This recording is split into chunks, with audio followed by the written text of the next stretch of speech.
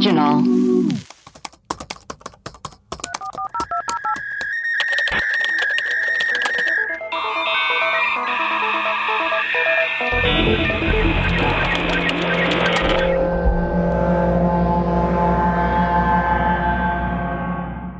Hello, and welcome to Web Crawlers, the podcast where we do a deep dive into some of our favorite unsolved mysteries. Each week, we will introduce our topic, lay out our research and findings, reveal some conspiracy theories, and conclude with our own hypothesis. Who knows, we might even solve the case. I am Allie Siegel. I am Melissa Stettin.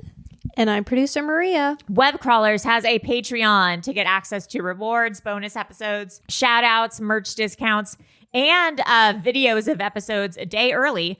Although not today. Go to patreon.com/webcrawlers. You can donate as little as $2 a month to become one of our bimbo patrons. Sorry, this episode is a little late. My dog ate my headphones, and that's not an excuse. She really did. I posted a picture on the Discord. Please rate and review us on Apple Podcasts. If you give us a 5-star review, we will read it in the mailbag. Also, Erios has a hotline with a famously hard number to find, even though we say it every single episode, and it is on our Instagram. The number is 626-604-6262. Write it down. It is really popping off, and please call in. We really love your voicemails. They're crazy. Last time, I think someone called in being like, hey, I was possessed and kidnapped once. Like, email me back if you want to hear about it. Like, yeah, we want to hear about everything. Yes. Melissa, who are our patrons for today? We've got Tessa S., Samantha J., Emily R., and Rebecca M., which is Rebecca the single ladies. De Mornay. Perfect. Thank you.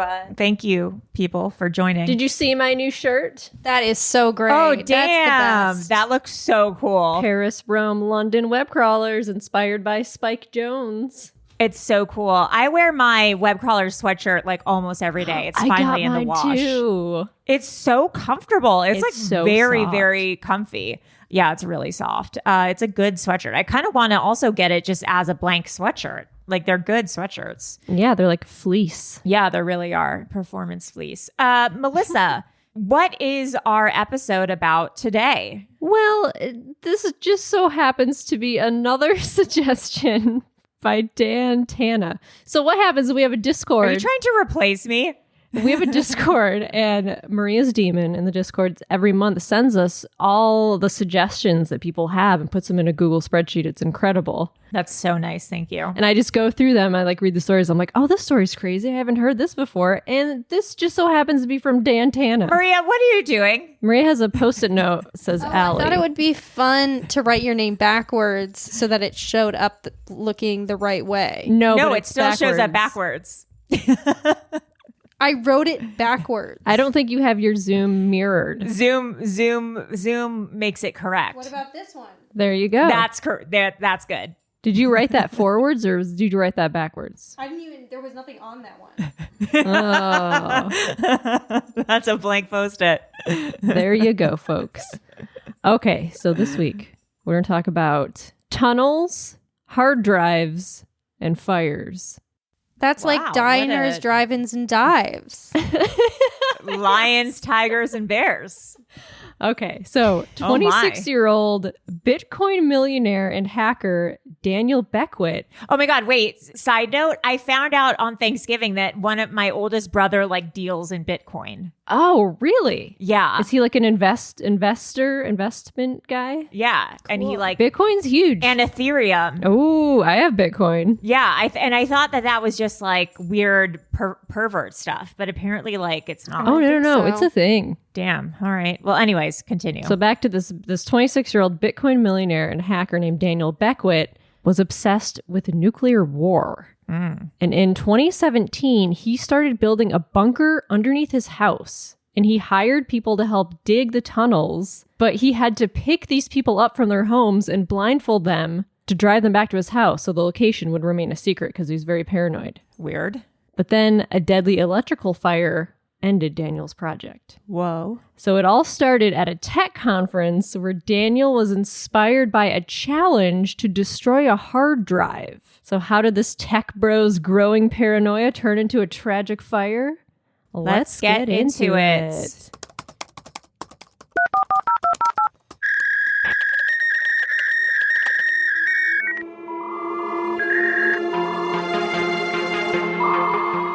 Beckwitt kept Askia Kafra as a virtual slave, forcing him to build tunnels on his property. He dug an elaborate network of tunnels some 200 feet long, demanding they deal with the mystery network of tunnels and bunkers underneath the home, as well as the hazardous waste and human excrement inside it. Okay, so a lot of this info is from this amazing article in the Washingtonian by William Brennan. He spent a year investigating this dude. Whoa. This is a story that I've never heard of, and it's shocking because it's right up my alley. Yes, that's crazy already. Right up my alley, Siegel. That's what all my boyfriends call me. Back alley.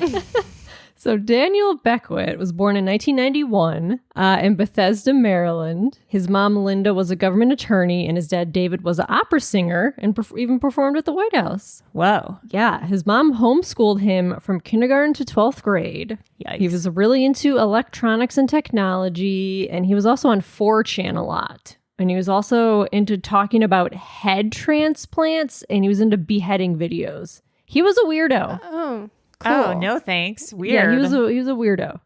In 2010, he enrolled at the University of Illinois for electrical engineering, and it was the first time that he had actually been away from his parents because he had been homeschooled. But then his mom died suddenly because she was hiding that she had breast cancer, and she refused to see a doctor.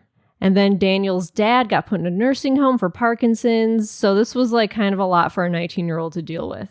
But then his mom left him $2.6 million in a trust. So he was taken care of. So back at college, he got really into Bitcoin and he started trading it. And because the price fluctuates, you can trade it as a stock. So he got really good at that. It's really high right now, I think. I think Bitcoin's doing super well. Yeah, it's going back up. A couple years ago, Yeah. it went up to like $10,000 and it went down. But now it's going back up, baby. Back up, baby. So he got really good at trading Bitcoin. So he's invited to a conference to talk about it. And by the way, back in like 2010, 2011, Bitcoin was around $10. And now it's like thousands of dollars. I don't understand Bitcoin at all. So like one Bitcoin equals $10,000. I think it's around like $26,000 now. Wow. It's pretty cool. But where do you use Bitcoin? What do you do with Bitcoin? You can, a lot of places accept Bitcoin. It's like anonymous currency. So you can, a lot of online places, I mean, not like, it's not really like commercially used now, but a football player I just saw just collected half of his salary in Bitcoin. He just requested it. He was the first sports player to receive Bitcoin just today. Whoa. Yeah. It's a currency of the future. Can you cash out your Bitcoin into dollars? Yes. There's an app called Coinbase. Who gives you the dollars? I have this app called Robinhood where you can trade stocks. And like I buy and sell stocks that are like, you know, like $1 or whatever, just like for fun, just to like see if I can do it. But you can also buy Bitcoin. Whoa. And you can cash out for it. And I own like half of a Bitcoin, like not even like a full Bitcoin because it's so expensive. Wow. This is crazy. Guys, get into Bitcoin. That's like owning someone tearing $1 in two and handing it to you. Yeah. Thanks for coming to my Bitcoin TED Talk. I wonder, TED Talk. can you pay with half of $1? Like No. if you rip it in half? Like say you find half of $1. No, you can't. I don't think so. You can't. I don't No, you think can't. so. Well, that's ridiculous. What if the edge is cut off? I think that's fine. Anyway. So this guy went to a conference in Vegas. It was called DEF CON. It's like the largest hacking conference. Oh, I've heard of that. DEF CON. He called himself Skunkworks, which was his username. And so another talk going on at DEF CON where these guys talking about how to destroy a hard drive remotely. Huh. So they wanted to make it a competition because it had never been done before. And so these were the rules of the competition. You can blow it up or melt it, but hard drives are nearly impossible to destroy.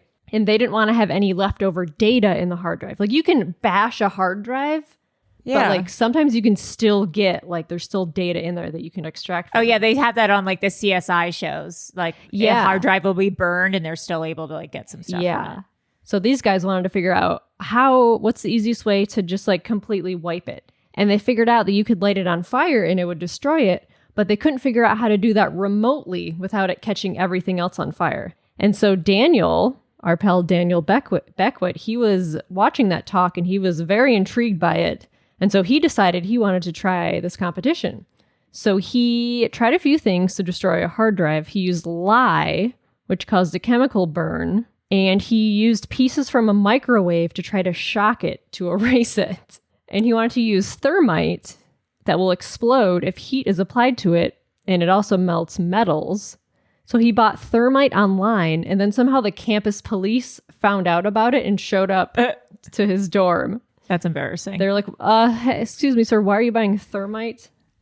And so he told them about the challenge. And also owning thermite wasn't illegal, so they basically just like left him alone. What is thermite anyway? It's like a metal powder that's like very explosive. Flammable, yeah. So he wanted to be safe doing this experiment, so he dug a giant pit in his backyard. And he threw the hard drive in it along with thermite, and it started to melt. So the iron in the thermite turned it to molten, and it completely melted the hard drive. And so he kept doing the experiment a few times to calculate the exact amount of thermite it took to destroy it, and it ended up being like 1 kilogram of thermite. But the challenge was to destroy the hard drive without it destroying the casing or the computer that it was in. And so his experiment produced a ton of sparks and smoke, so it wasn't exactly what the challenge was. So he spent a lot of time researching like what gets as hot as thermite, but doesn't cause like a huge explosion. And he tested a bunch of different chemicals. He then started making his own thermite mix with random chemicals, and he did over 300 experiments. He was like obsessed with. Wow, so he was getting into it. He was like, real into this it. is cool. This is my thing. Yeah. So he finally found the right mixture of thermite, calcium sulfate, and potassium nitrate. Wow. So now he needed to figure out how to ignite it remotely without it burning down an entire building. Yeah, that's insane. Yeah, he built a small box structure out of some fireproof drywall and used an air filter to eliminate the smoke, and it actually worked. He built this contraption where a hard drive would like fry on the inside, but no smoke would come out because there's an air filter. That's crazy. Yeah, so he was able to destroy it without producing smoke or destroying anything else near it. So he brought this experiment to these dudes from DEF CON, and he won. What was the prize? I He feel won like there's free like no tickets. prize. Yeah, he won free tickets to ShmooCon, and he also got to present how he did it at ShmooCon. That's it? Yeah, like he got to present how he did this. That's like Great Oh, British God. Bake Off where there's Yeah, no that prize is. except like a trophy and a handshake. It's so glass silly. And he was still currently in college at this time because he was still 20 years old. And in college, he actually hacked into one of his professor's computers and got into his email and found the final exam for one of his classes. That's kind of sick. Allie, is that mug you're drinking out of from a box store? A Uline. I just saw that and I was like, I'm not going to say anything. Yeah, I just ordered boxes from Uline. When I worked at the art gallery and I would have to do a lot of shipping and packaging, we would get our boxes from Uline. And if you ordered a certain amount of boxes, they would send you like swag. So I have one time they sent me a Uline I love that teacup. you stole that from the gallery. It's really funny. It's I a was nice, "Huh, it's a that's- nice coffee cup. Yeah, it's really nice. Yeah. I was like, is that one of those like It's big. ironic designs? Like number one dad. The only thing about Uline, they have great boxes for an affordable price, but they're a Republican company, which is unfortunate. That's what I don't buy Uline anymore. Yeah. Well, for those of us who can't afford the more expensive box stores, Uline is quite the deal. Yeah, They they are are a cheap. good deal. Yeah, they are You cheap. know? And have great mugs. Great mugs, apparently. If you're into mugs.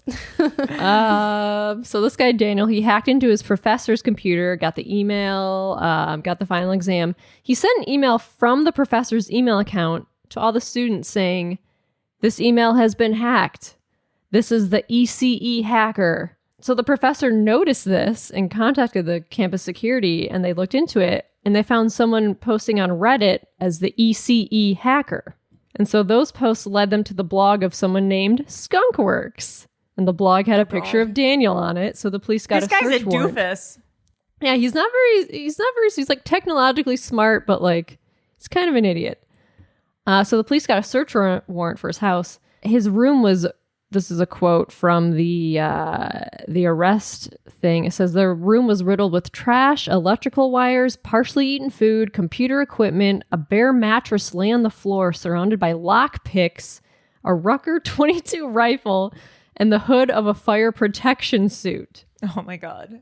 And on his computer was racist messages he'd written, a cache of social security numbers, and documents that connected him to the hacked emails. Ooh. And they found all sorts of different hacking evidence, and he was arrested January 2013 and charged with fraud and forgery, and he accepted a plea deal, and he was only charged with computer fraud, and he had 2 years probation. It's crazy that you can steal people's security numbers, social security, and only get probation. Yeah. He was like 20, I think he was 20 or 21 at the time, so this was like his first. What seemed like a college did big he go crime. to? University of Illinois. Maria's silly, scared silly. Scared silly. No, we'd accept him if need be. Well, you might prime candidate. need to after the shenanigans. He could take pulls. our explosives. He could take like our confetti explosives class. Yeah. Those guns that only say boom when you release it. Yeah. He'd love that. He would like that. So Daniel moved back to Bethesda into the house where he grew up at 5212 Danbury Road. Okay. So his dad still owned the house, but he didn't live there. So Daniel lived there all by himself. He was still really into Bitcoin. And so the price was slowly going up. It went from $10 in 2011 to about $100 in 2013. So he was mining it and he was selling it. And by the end of the year, Bitcoin rose up to $1,000. Oh my God. So over the next few years, he had Bitcoin equal to about $1 million. So he was a Bitcoin millionaire at 25. And then he changed his username from Skunkworks to 3-Alarm Lamp Scooter. This guy's a bozo. These are the worst usernames I've ever heard. It's like a reference from a Neil Stevenson novel. It's stupid. This guy just looked around his room and was like, there's an alarm. 3-alarm lamp. There's my lamp. I have a scooter. Ew, why does he have a scooter in his room? Gross.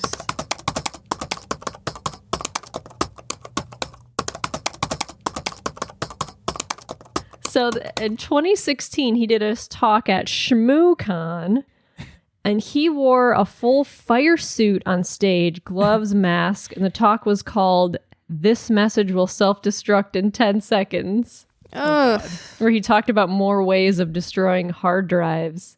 The talk was pretty dense and boring, but then he started showing demonstrations of hard drives being destroyed.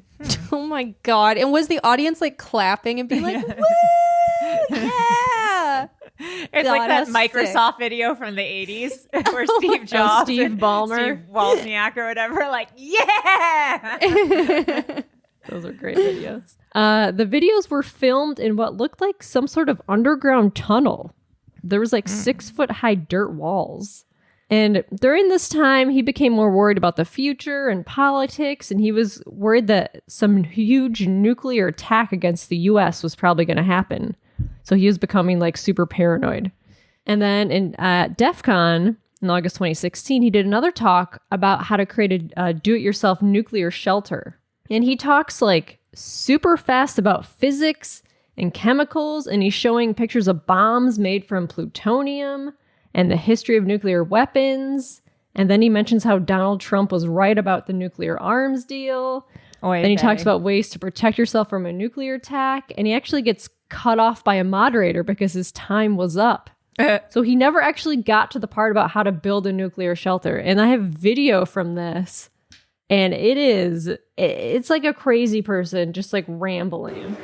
Okay, so I'm 3-Alarm Lamp Scooter, and today I'm giving a talk on DIY nuke proofing. So show of hands real quick. Anyone here tried to come to this talk last year? Oh my God. Anyone? That's sick. With his little, like... Anyone spotted as a alien Fed in the costume spot on? Fed panel that replaced this talk last year? Okay, I guess no one's that brave. So anyways, got a little background radiation, I guess you'd say, as far as motivations for this This looks boring. And then he like keps going on and quick on. remedial physics lesson. You've got two different main isotopes. People are like, we uranium, can't understand your mumbling. Ugh. Okay, let me try and speak up a little bit more. So we're going to have a 90-second remedial physics lesson here, if my microphone can work properly. We've got two different isotopes of uranium that are kind of important to all this. One of them is uranium-235, the other is uranium-238. They differ by 3 neutrons, and that is why they have differing mass. Kind of the real short version of this, I had a lot more prepared, but you can use what's called... He just does that for the whole talk. And like, no one is laughing at his jokes. Like, he's trying to be like funny, and everyone's just like, what is going on? And like the moderator is like, okay, we gotta stop. He's like, oh wait, I'm not done. Nightmare person. Crazy. So that was like 4 years ago. So then he gets really into studying soil and the layers of the earth and how to dig tunnels and build reinforcements. And then he decides to turn his house into a nuclear bunker. Oh, jeez. And so Daniel and his father were already hoarders. Their house was just full of stuff. There's photos online of just like piles and piles of stuff in their house. And so by October 2016, he started to build a bomb shelter in his basement. He started digging and jackhammering a corner of the basement, and he knocked out a 4-foot square. Then he started digging out the dirt. He filled buckets with it, taking the buckets upstairs and then dumping them outside. And he wanted to keep this a top secret, so he told no one. So he kept digging, and he got far enough to where he needed an extension cord for lights. And then it got really dusty and the air wasn't great, so he made a ventilation system. He was 15 feet down, and the bunker was like 2 feet wide so far. Whoa. And this was only the entrance. So he needed to make the actual room for the bunker, so he kept digging, he kept filling buckets with dirt. This is what he did for years. And eventually he made a space big enough to put a bed in. What did he do for money? How was he making money? Oh, he was already a Bitcoin millionaire. He's a Bitcoin millionaire. And his mom left him like $2.5 million in a trust when she died. Oh, wow. He would bring down food and water and a TV. He even got a Wi-Fi signal down there. It was like this nice Oh my God. little cozy bunker. But then he wanted to make something bigger, and that would take more time, so he decided to get some help with digging.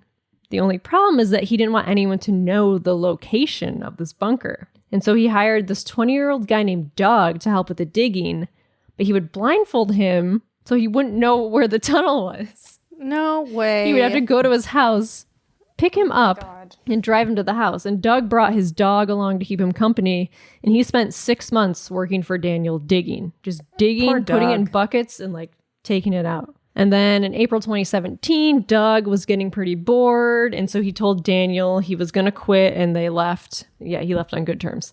And then so Daniel needed another worker, and one night a 20-year-old guy named Askia Kafra was on Blab, which is this like video chat site. All these things sound fake. Blab, Scoosh. Like, that's just none of these things sound real. And Daniel was streaming alongside Martin Shkreli. Oh boy. Who's this guy? Martin You don't Shkreli. know who Martin Shkreli? No, I don't. The pharma bro who like hiked the price of HIV drugs Oh, okay. like 1,000%. Did you then read went to that jail. recent article about that woman who fell in love with him? I didn't read Well, it. yeah, I read, but I didn't know that was him. Yeah, he's this gross. I was on that email chain. Do you remember when he like tried to leak the Wu-Tang album? Oh. And there was that he had like emailed it to all the journalists. I was on that email chain. You were? Yeah, let me see if I can. You better hold on. search your Gmail for Shkreli. But that, if you guys haven't read the article, there's a journalist who fell in love with Martin Shkreli, and it was all she left her husband for Here it is. him. Oh my God. What year was it? It was Tuesday, October 4th, 2016. Oh, wow. It started off with "I know you're smart." Oh wait, actually, you're I think it was a Wu-Tang. Wu-Tang ain't nothing to fuck with. There's like Let's so start many off with that. emails, but yeah, he didn't BCC people. He didn't blind carbon copy, so everyone could see each other's emails. And then everyone kept replying all. So it went on for days. Oh. And everyone on the thread kept emailing each other. It was horrible. God. People trying to be clever and Everyone funny. kept trying to be funny. It was so It's the horrible. worst. Yeah. Anyways, it was a real crazy thing. What a crazy person. Yeah. So yeah, he was somehow Daniel knew him or like they were friends or something. So this kid Askia sent Daniel a message telling him about an app he had an idea for, and Daniel agreed to invest $5,000 and pay him $150 a day if Askia would help him dig his bomb shelter. He's like, I'll invest in this app. Oh my God. I'll pay you $5,000, but you have to come help me dig a tunnel. And Askia was like, okay, cool. But Daniel was even more paranoid and didn't want Askia knowing where he lived. So Daniel would drive to Askia's house, which was 4 miles away, blindfold him, and drive 40 miles out of the way before going back to his house, just so he couldn't. What a lunatic! Just so he couldn't calculate where Daniel's house was, which is crazy. So with Askia's help, the tunnels became more intricate with different wings and passages and rooms. So this tunnel under his house was just like becoming crazy. There was heat, there was light, electricity.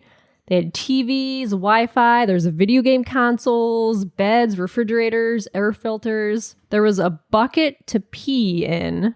Well, I find this interesting. They used wiper fluid to stop it from smelling. Weird. Like they would pee and shit in this bucket, but it was filled with wiper fluid. Oh my God. Why could they have like a video game room but not like a bathroom? Well, because you got to get pipes. Weird. I would put the time and the money You in. got to install the whole thing. So he even set up the Wi-Fi with a VPN. So when Askia looked at his phone, it showed he was in Virginia. He didn't even want him to know where he was.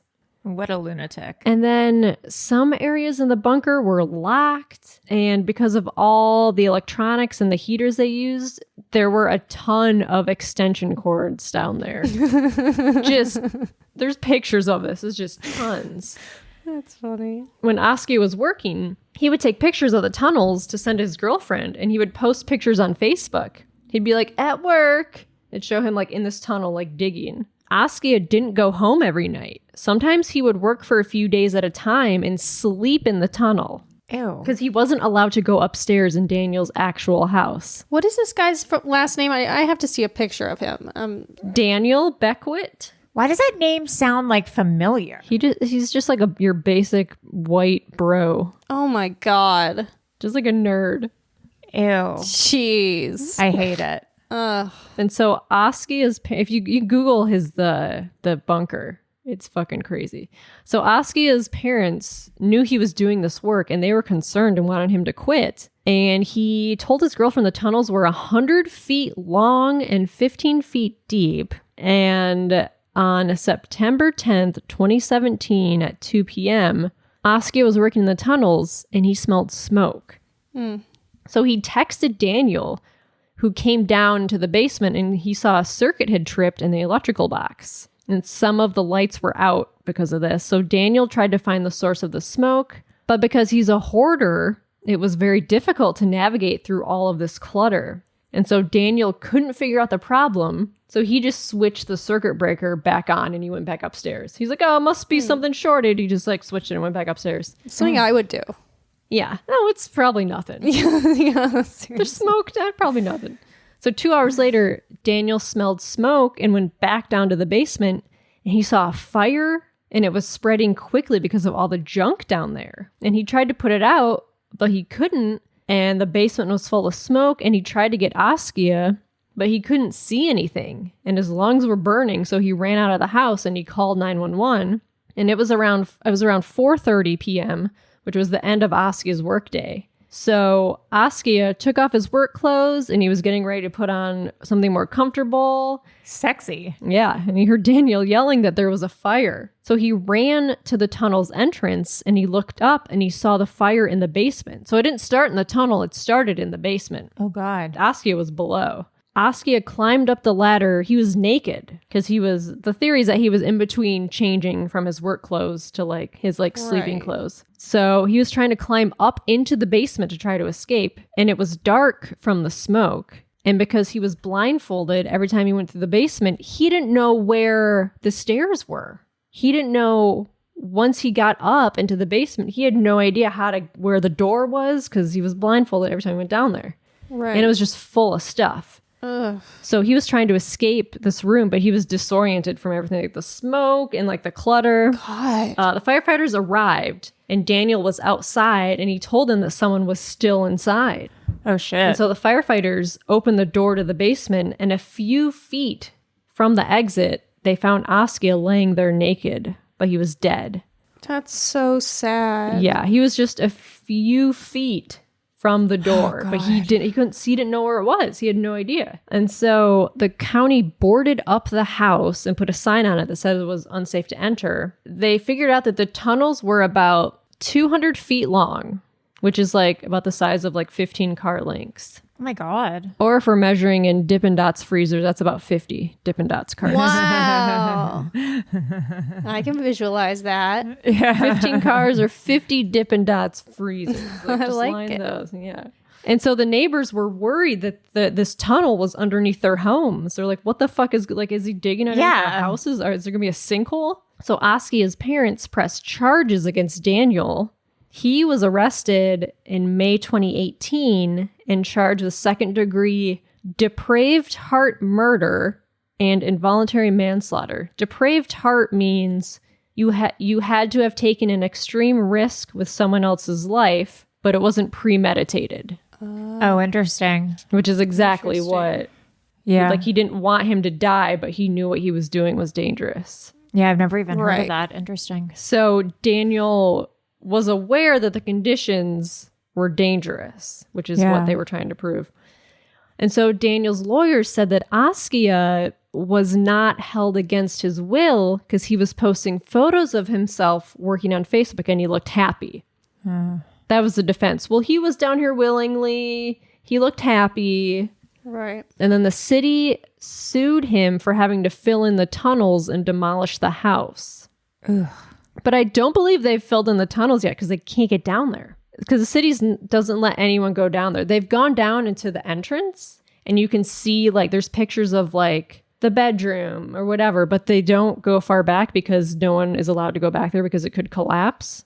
That's crazy. But they did find that the tunnels reached under public roads. Jeez. So like it's crazy. And they couldn't have a robot go down there because the ground wasn't level. Like it's all like dirt and shit, so they can't. I don't know if they've actually filled in the tunnels yet because it's so dangerous. They don't know how to do it. Jeez. And so in April 2019, Daniel went to trial and it lasted 7 days. And he was found guilty of both second-degree depraved heart and involuntary manslaughter. He was sentenced to 9 years in prison. Oh, wow. And then Askia's family filed a wrongful death suit against him. And because it was like, this was a year ago. I think this is all ongoing still. Oh my God. And apparently there's stuff hiding in the locked areas of the tunnel. No one can get down there, or no one's been down there yet because it's so dangerous.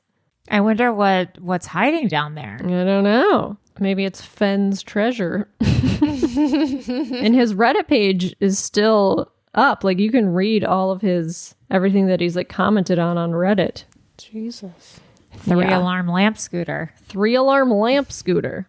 And then a county firefighter testified that there was 5 to 7 feet of items with some areas of narrow pathways in the basement, and it took a team of 24 firefighters nearly 3 weeks to clear the residence because he was a hoarder. There was just so much stuff in there. It's a nightmare. Yeah, so obviously something in the basement caught on fire. And what's sad is that I read in one article that Askia possibly could have lived if he didn't go up into the basement, if he stayed back in the tunnel and just waited for the fire to go out. But like if you're in a tunnel and you smell smoke, you're running out of there.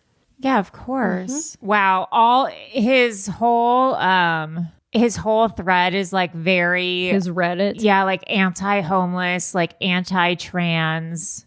Oh, really? Yeah, he does not seem like a good dude. I mean, I think we already knew he wasn't a good dude, but God. oy vey. Well, I'm glad he's in jail. Seems like he was really afraid of Korea nuclear war. He was like, there's going to be a nuclear war. I'm building this bomb shelter. Yikes, man. Weird. But also, he was homeschooled. That's And that's, I mean, I think the real takeaway from this episode is don't homeschool your kids. no. Melissa, if anyone has any information on this guy, where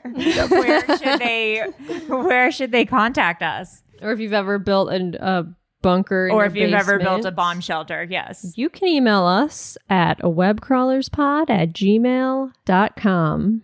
Yes, please get at us. Anyways, I am Allie, water bottle, Uline, chapstick, seagull. I am Melissa 7 LaCroix earpods Stetton. And I'm Maria Crayons Post-its Phone Blasucci.